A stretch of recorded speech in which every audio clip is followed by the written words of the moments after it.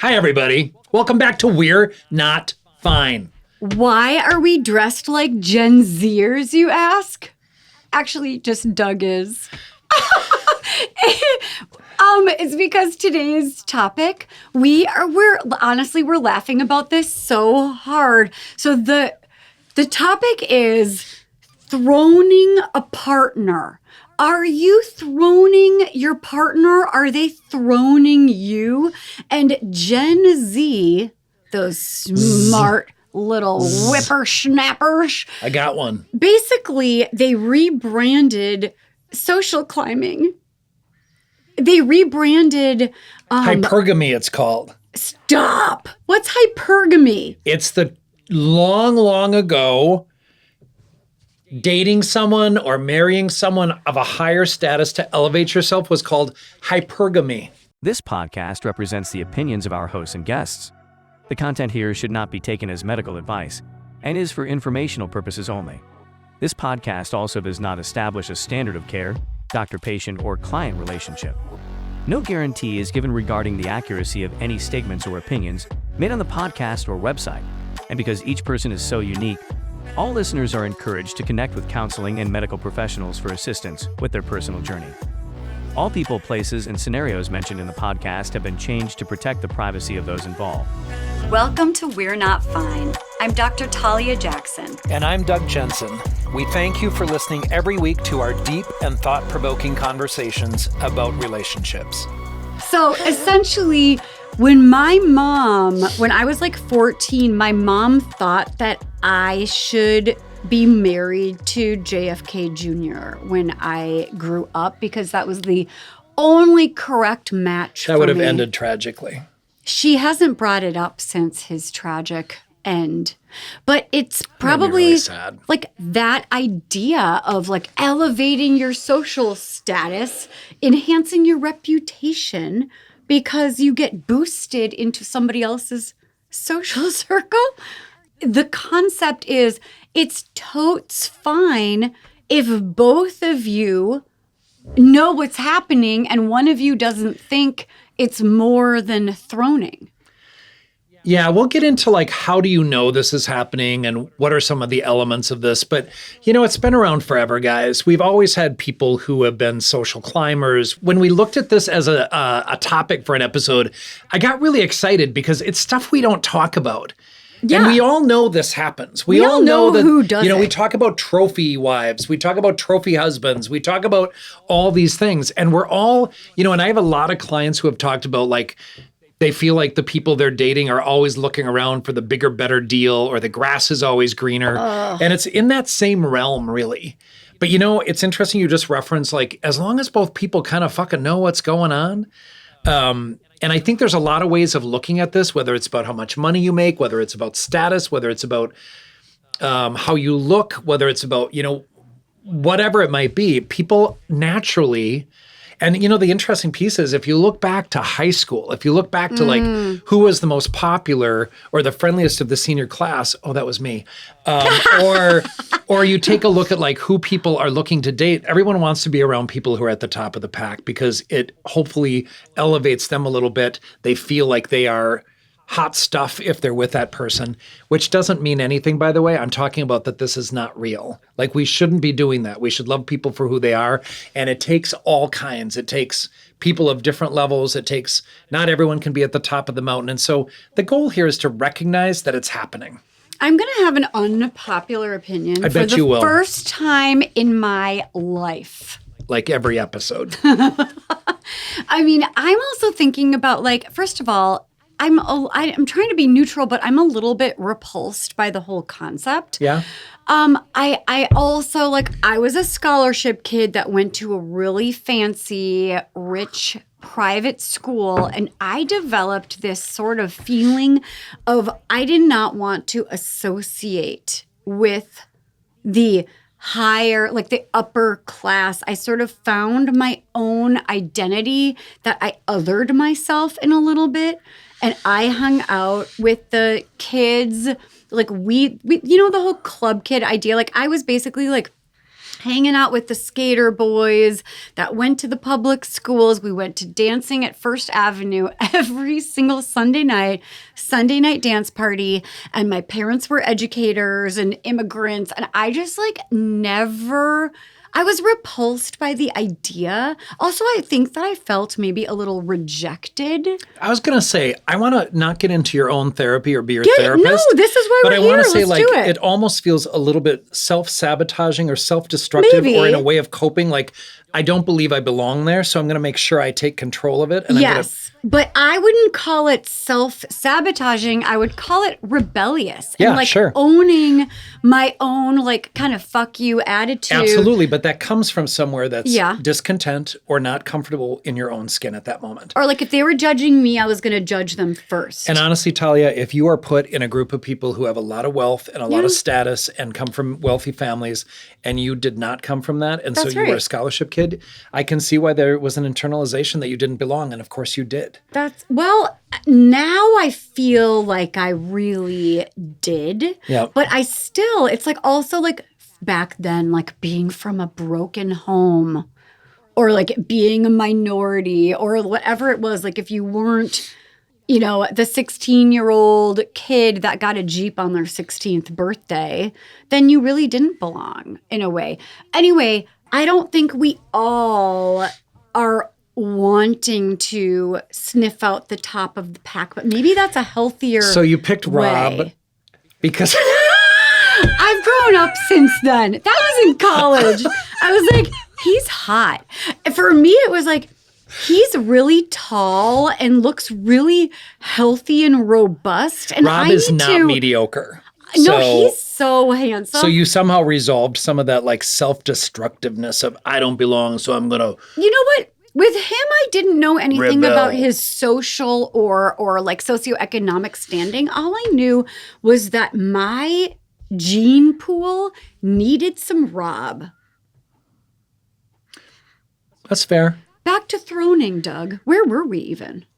Let's keep going on your childhood and the impact of that on your choices. Anyway, Shuffle. So the point is, guys, everyone knows this happens. Everyone knows that people are social climbers. Everyone knows that people want to know a celebrity or name drop.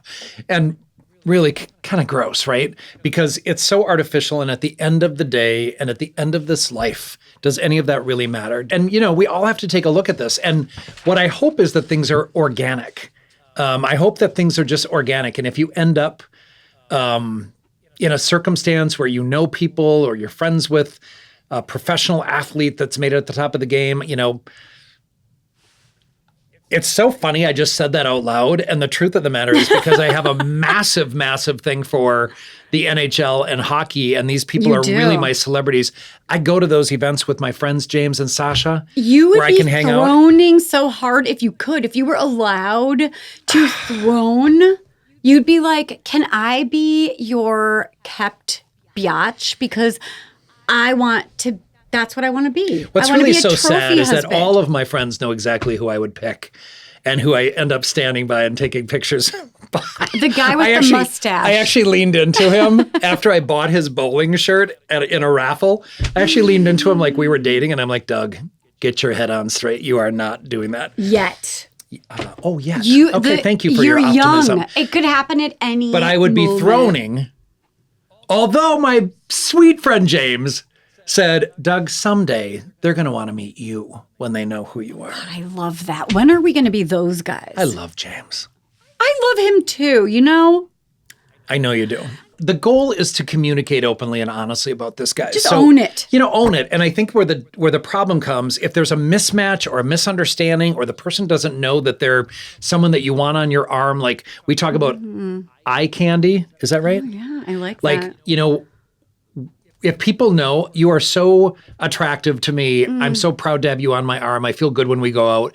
That's not necessarily inappropriate That's how throning, I but it is feel. saying, like, I've dated people I thought were much better looking than me and really hot. But don't you think we should all feel that way about our partner? That Yeah, I like think we maybe. think they're so attractive?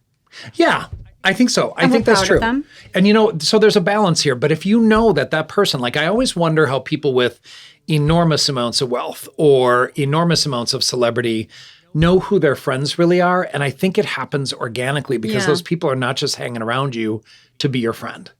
They're because they really are your friend, is what I meant to say. When you're going to call out the throner or yourself as the throney, this is what you should do. First thing is, if you want to sniff around and you wonder if, okay, side note, I'm thinking about my dogs who, if we have a treat or we're eating something delicious and the dogs are looking at us, we joke about like, do they love us for our food or for our personality? So this is like, if you're going to call out a throner, sniff around. And if they tell you who they are, believe them. If they are like really the name dropper and the status seeker and they just, I don't know, maybe I'm a little judgy also of people who, I'm embarrassed to say this out loud, but like the love language gifts. Like if they like really extravagant gifts, does that mean they might be a gift? I like extravagant gifts. It's all we send each other. No, but the idea of like, I don't know, do you really just like secretly wish you were with a millionaire to just like buy you yachts and small planes? I'm processing this out loud. I think when you feel settled in your life and you're happy with your life and you feel content with what you have, I think the likelihood of any of this happening is so much lower. So it just kind of hit me when you said you secretly to be throned. Actually, or to throne somebody. Like I don't know that would ever be it. I would rather. You would. Oh, please. I think I'm just really aware that I don't feel likely to pick somebody outside of really. And I will say the only thing that is true is it's really important that I'm attracted to that person and have great chemistry, like the 4 C's of relationships that I developed. God, Can I mention that? Who developed that? I Are did. they renowned? Yes. Chemistry, communication, compromise, and commitment are the 4 C's. Ask me about it anytime. I'll be glad to tell you. But the thing about it is you're right. Like if somebody is telling you who they are, showing you who they are, just listen to them and know that that's the case. If they flatter you excessively and brag about you to others, which I don't know, is there a problem with that? I feel like I'm so proud of Rob and he brags about me. My mother brags about me. My kids do not brag about me. I don't know. Is there a problem here? Or is it like you can tell that they're only proud of your achievements and your status? That's not about your character. And remember that the key word in what you just said out loud, Talia, is excessively. Okay. Like if it's like, fair. Look at this part of her physicality or, and she went to school and she's a therapist and she has a podcast and all that. What does that have to do with your character? Yeah, because in the inside, you know who you are. And that's Aren't I all of those things? You are. But if then on the inside, they don't like who you really are at your core when you're vulnerable, but she cries a lot and she's insecure and she's whiny and she's got bags under her eyes. That's a physical trait that they're proud of. But you know what I mean, guys? I do. Like, I think that's about like, you want to know that person loves you for who you are on the inside because our looks can come and go. And not just our achievements and I'm with you. Keep going. They are you a throner, yes or no? Okay. Then, so they seem self-centered and overly concerned about their reputation. Are they all about me, or meme? On social media? I love that phrase. If they're kind of just all about me and they look like they're always concerned with what other people think about them. Yeah, not a good look. It's not a great look, and it's also hard to connect to because that person then is not really looking outside of themselves or attaching to you in a way that is secure or healthy. So the next one is exactly what you said, Doug. Tell me. If they're nicer to you in public than they are to you in private. Which is like basically what, Doug, what you were saying is, but do they really love you at your core for who you are, under eye bags and all? Or is it really just all performative and it's a show? Well, and it kind of rolls into the other one that I'm going to talk about next too. Like if they're, the words that are used in this description is cold and calculating. But if someone's like really looking like you're together and holding your hand and looking like they're with you and all over you in public, but then you get home and they're on their phone texting or they're Melania Schmump. Yeah, or like I've had people complain that people are who they're dating are so into Instagram or Twitter or other social media venues, and it's like all about appearance. Like, let's clink our glass at the same time, or let's look a certain way and pose, look like we're having so much fucking fun. Oh, I hate that. And that's your entire relationship. Yeah, and if it's all artificial and if moment. it's about appearances, I will be honest, that just would be such a turnoff to me. It would be so unappealing to me to be around anything like that. But I guess the bottom line is if you are both into the same thing, then there's nothing inherently wrong with it. Doug and I might challenge you that you deserve something a little deeper and more real. And eventually I think this would fizzle out. But if you both are at that point in your life where the social media piece, you're just presenting to the public to get fame and fortune and get followers and whatnot, if you both are aware that's happening, go for it. I don't think there's any hardship in that if that's how you thoughtfully decide to spend your time. However, you're right. If somebody came in and said, I'm just really with this person for social media, they look good, we look good together, I might say, okay, well, that has limited kind of capacity. It's not going to endure anything long term. But if you know that's what it is, and you know the likely outcome is that this fizzles out because there's nothing real of substance to keep you two together. Yeah, it's go like for it. Junk food, but it's also pretty and delicious and full of preservatives, keeps you hungry and unsatisfied, but it looks good on Instagram.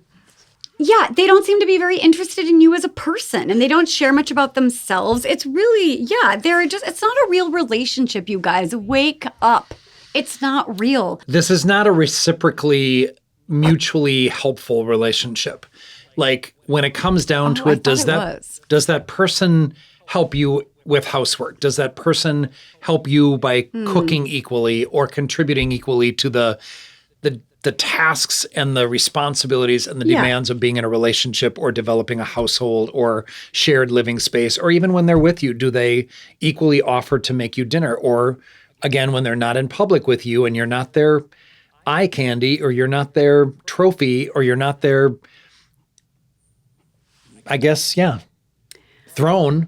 If you're in that situation where, no one can see you and they can't benefit from that outside of posting social media posts about the two of you, do they help you out? Are they there for you in an equal and reciprocal sort of way that would encourage a longer term connection in a healthy way? I mean, all I have to say, and I'm still trying to be neutral, and I feel like, Doug, you have a really beautiful, compassionate view on like, okay, it's limited potential, but like, okay, you know what it is for now. Yeah. I'm still a little grossed out and a little repulsed, and I feel like, guys, you can do better. Do you know what I wonder about, though? I wonder if there's gender differences around this as well.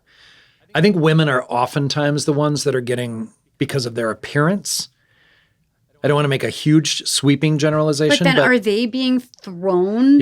Yeah. Look at this pretty person I have with me. Or is the eye candy arm piece throning the person that has, you know what? It's a great question. It goes both ways. I just figured out why maybe this is so gross. Is it still, I don't know, maybe it is the sweeping generalization that all women have to offer is their looks, and then they're with someone for their intellect or their power. But that isn't really what we're talking about, because it can nowadays, like, there are so many very educated and successful women, like so many. The percentage, the ratio is so different than it used to be. And so it could really be anyone doing this, but still, like, ew. Well, I think you're affirming that, throning is about identifying something other than who the person really is on their inside. Right. I think it's about hoping that your partner and your boyfriend or girlfriend believes you to be a beautiful person on the inside as well as outside. That's right. But if they're only focused on the outside or what you have to offer in terms of wealth or status or whatever it is, boy, that's really an empty relationship long term. But again, people choose to do it for lots of different reasons. Yep. And so I don't judge. I have a lot of compassion for people being where they are, but it's about being honest with the other person, right? Like, I'm only dating you to get ahead. Which I don't know who would do that, except that if that person offers you something back, like, let's call it what it is. I mean, this person might be giving you something back, but if you're not getting back something you're putting into it, it's not going to work anyway. Well, and I think that, like, who would do this? Someone with maybe low self-esteem, someone who feels like all they have to offer is beauty, or all they have to offer is their achievement.